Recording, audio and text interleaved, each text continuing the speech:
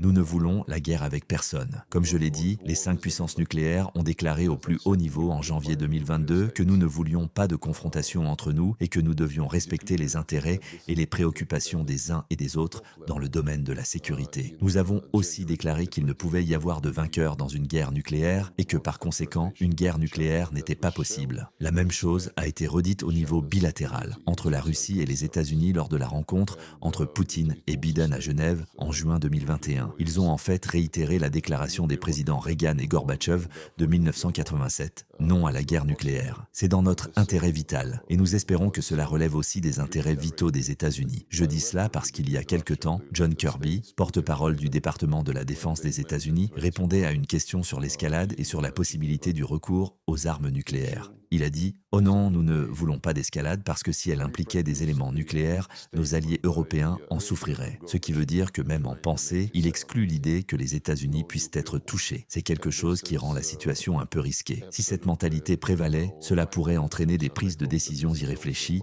et c'est une mauvaise chose.